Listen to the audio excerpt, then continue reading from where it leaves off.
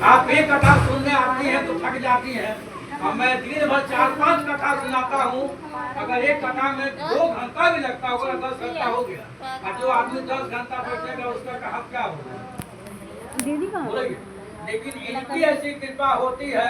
परसों इतवार को मैं पूरी रात शादी कराया अजवैया में, और सोमवार को पूर्णिमा गाना, बैसाखी पूर्णिमा, और दिन भर कथा सुनाया।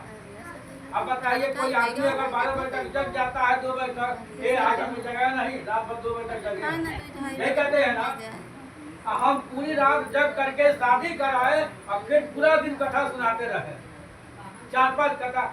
हम इंसान नहीं है, इंसान है ना, हमको भी भूख लगती है, हमको भी दर्द होता है, हाथ कमर सब। लेकिन या तो मेरे को शौक है या तो मेरी भी मजबूरी है कि अगर ये काम नहीं करेंगे तो हमारे बच्चे क्या खाएंगे। तो इंसान शौक से काम करता है या तो मजबूरी से, तो मेरा दोनों है। भाई मजबूरी है कि बच्चों को पालना है, और शौक ये है कि ब्राह्मण का लड़का हूँ, भगवान का कथा सुना रहा हूँ, तो धर्म का भी कार्य हो रहा है। तो दोनों काम हो रहा है, और दोनों काम हो, आम के आम गुठली के दाम तो अलग की बात है।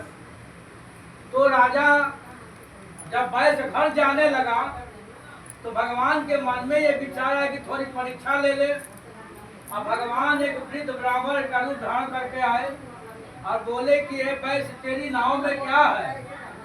अब सरसों दामाद को फ्री का धन मिला था।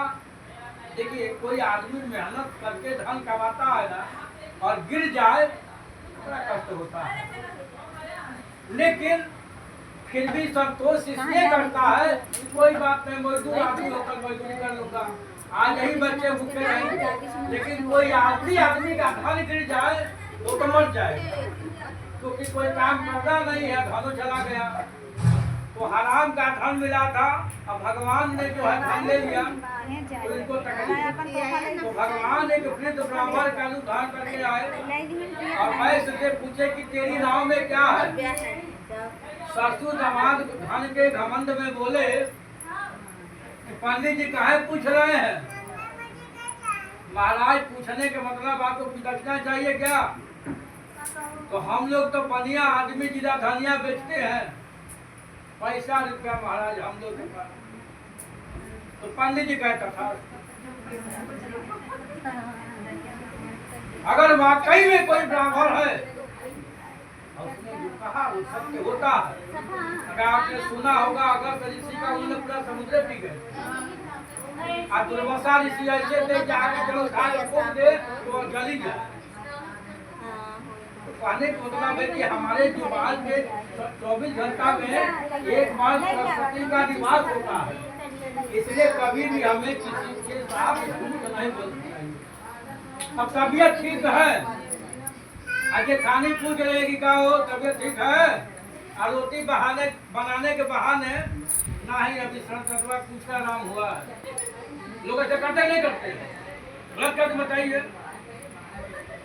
आलस करोगी तो कब तक, और कहाँ छिपा रहे हो, यहाँ पे इससे तो नहीं छिपेगा।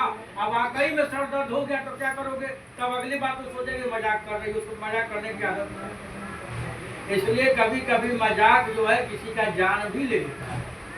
एक लड़का था, रोज चिल्लाता था भेड़िया आया, पूरे गांव पहुंच जाते थे बचाने के लिए। एक दिन सही में भेड़िया आ गया, लेकिन कोई बचाने नहीं गया, कहा कि मजाक। एक राजा बाहर गए, जाने लगे, तो उनकी पत्नी ने कहा कि ये बताइए कि अगर आपको बुलाना हो तो हम आपका नाम तो लेंगे नहीं, कैसे बुलाएंगे। तो कहे कि